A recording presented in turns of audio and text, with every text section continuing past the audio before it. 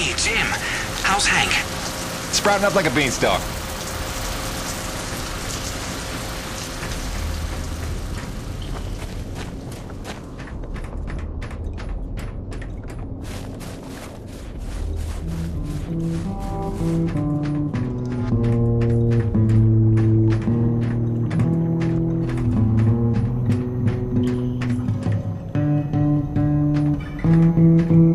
He needed something to take his mind off the cold, so I gave him my brother's guitar. For never having taken any lessons, he's damn good. Listen.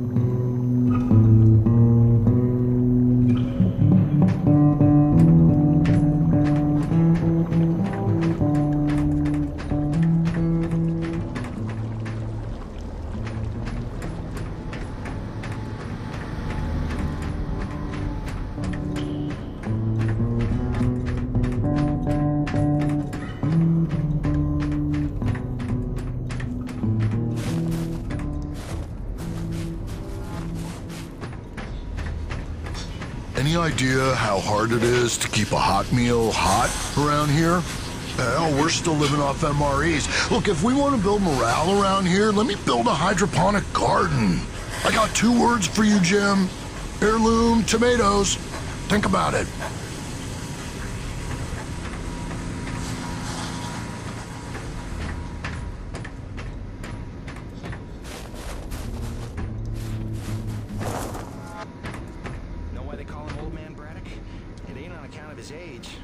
Joke, man. He's in his 40s.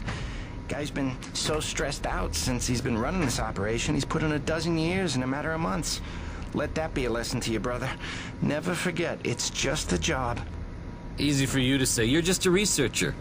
You could check out for a week and it's not like the joint would come crashing down. Braddock's on all the time because that's what we need. Hey, not for nothing. He takes it personal. Whole thing's his brainchild, you know? It's not like he drew the short straw. He chose this place, made the plans, pitched Nevik on the whole deal. Sure, he's in good with him. Practically family, but that doesn't mean his ass ain't on the line. And us with it. Right. I heard something about that. Special relationship with Nevik, they called it. Had something to do with his dad? Yeah. Papa Braddock was some big macher for Nevik back in the day. Whatever that means. Look, the man was a hero, a legend. Made Nevik what it is today, so I've been told. Hey, no need to slander the man. Let's be fair. He made Nevik what it was 40 years ago. The stuff they've been up to since, that's somebody else's fault. Oh, hey, Jim. Here to give us a shot to get even? Not today, fellas. Me and Gertie got rounds to make. Gertie? His rig. You know, like you named your... Jim, word is you're close to beating LaRoche on the board. Who's counting? About time someone punched a hole in that windbag. Don't apologize for doing us all a favor.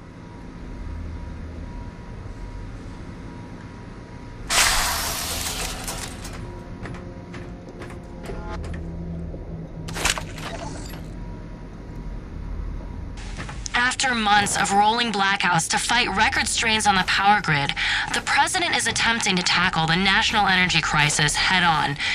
This morning, he unveiled a new energy bill promoting energy-efficient homes and alternative energy production.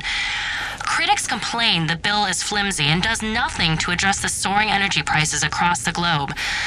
Meanwhile, the blackouts are severely disrupting the private sector across the country, and financial losses are mounting. Experts predict no end in sight for the recession, while on the horizon, a global energy crisis looms. For IBR, this is Suzanne Lee.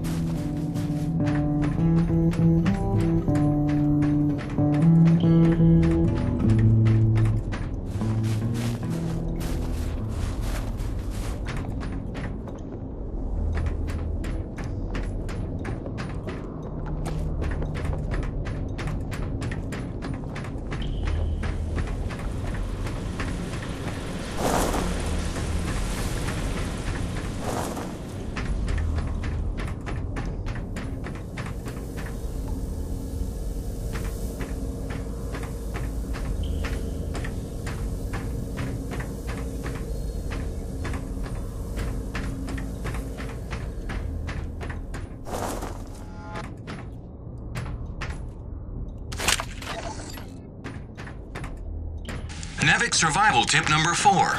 Always keep your socks dry while working in extreme frigid conditions. Hypothermia is your greatest enemy, so heat retention and moisture management are key to your survival. Avoid submersion at all costs, and keep a backup pair in your emergency kit. Stay dry, stay alive.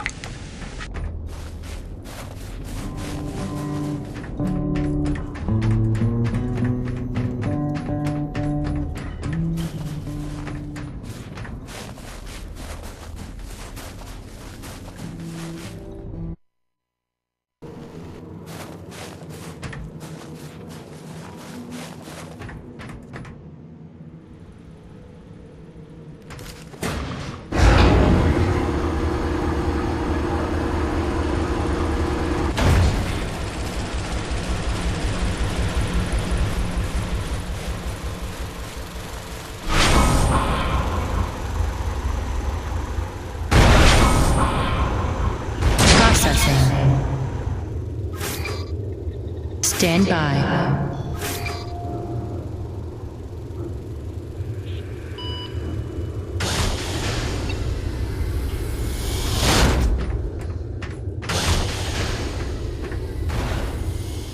Remember that 800-page questionnaire we all had to fill out before we came to this planet? How the hell did Kovaks pass the personality screening? He must have cheated, right? I mean, have you spoken to the man? Every time I look at that enormous head of his, I imagine a little alien inside operating at controls. Or maybe a super intelligent lab rat.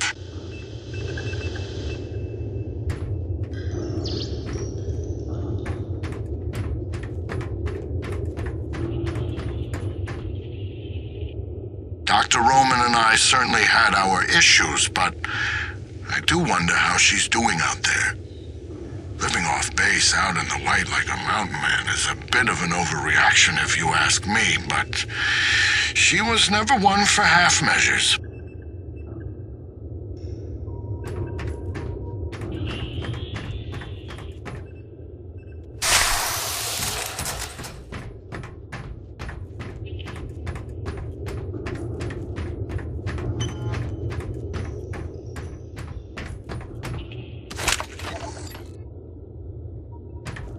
On the genetic level, the Acrid are remarkably unstable. I can't find a record of a species on any documented world that has such a high rate of mutation. I'm sure the radioactivity level of their blood is no coincidence. Theoretically, if forced by circumstances to adapt for survival, it would only take a couple of generations for an Acrid to evolve into a distinctly different form.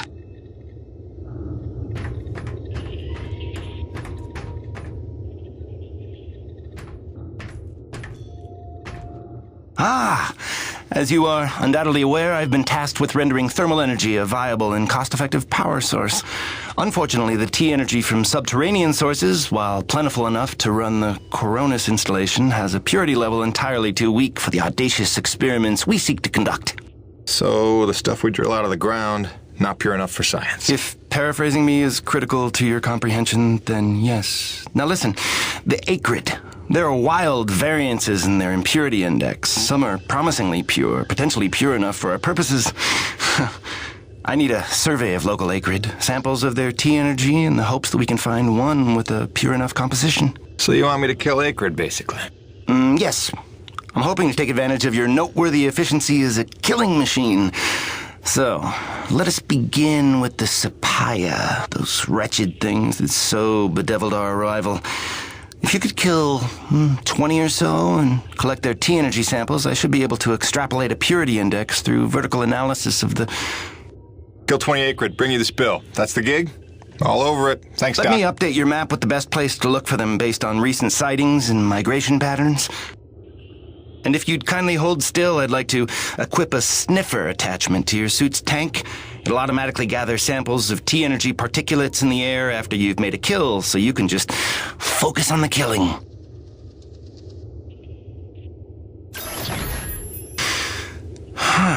Such pitiable incuriosity.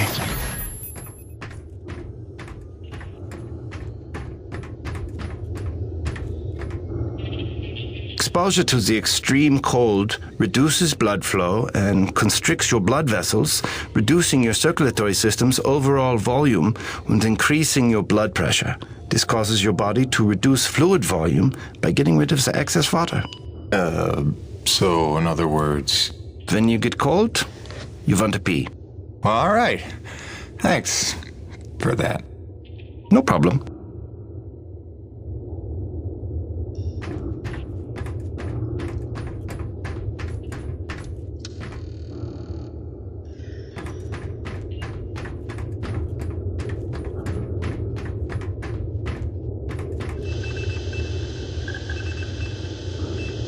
Dr. Kovaks never settles for mediocrity when greatness would do. His naysayers simply envy his talents, I think. Like Dr. Roman. She could achieve as much as Dr. Kovaks if only she wants what is the word I'm looking for? Ethical. Can you imagine?